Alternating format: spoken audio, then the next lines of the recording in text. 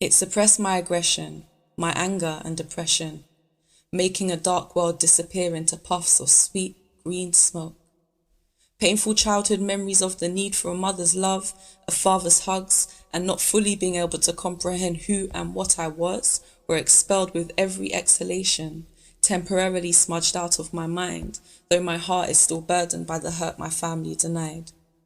Bags and bags of escapism supplied by 100 different dealers, though I never bought the weed they sold, I purchased a fleeting freedom, a moment of sometimes creative peace, or minutes of meaningless laughter followed by a heavy, dreamless sleep.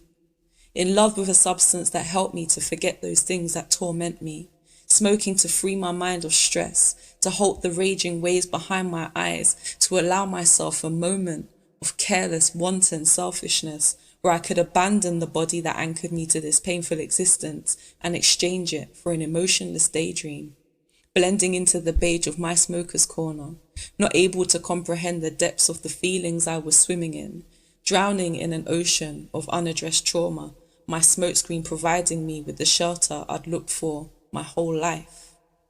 But it was always temporary. Highs plunged into new lows, and every other night I'd walk to the closest payphone the moment my benefit check came in, usually at about 1 o'clock in the morning. And with every ring of the line I'd grow impatient until he answered.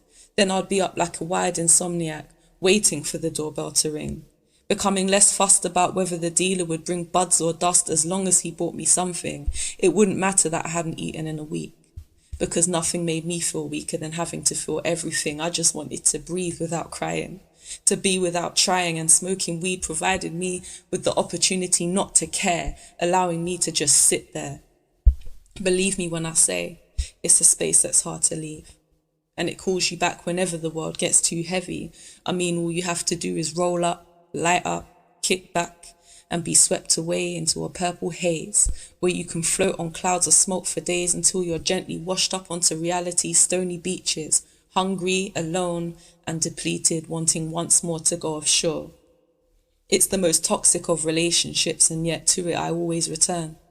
To the familiar smell of burning herbs and Rizzler papers, that comforting sting on the back of the throat, and then the calm before the storm every addict knows approaches.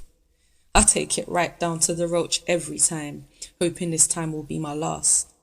But my past won't leave me alone, and this crazy world has never felt like home. So for as long as I have to wear a mask, this beautiful visual lie that convinces everybody that I'm fine, I'll stay lit. Craving freedom, bent on lightness, devoted to ignorance and to bliss, hooked on creative expression and colour and the deepest of sleep, until poverty and injustice no longer dictate the terms of my life, and this life grants me permission to live. I'll use, because it provides me with the love my parents neglected to give. I enjoy feeling its calm settle my shattered nerves and dreams, which in my peace I reimagine, then channel through my poetry.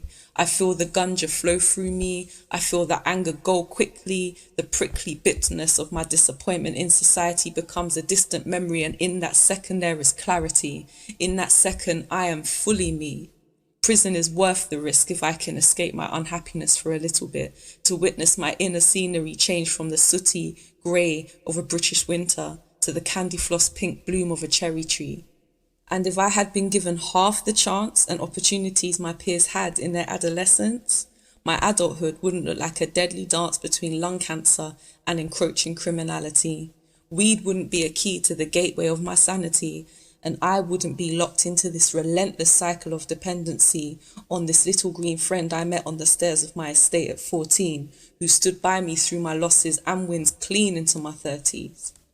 Maybe I'll get clean in my 40s, but I like this so-called dirty habit. So there you have it, my truth, the reasons behind my problematic use.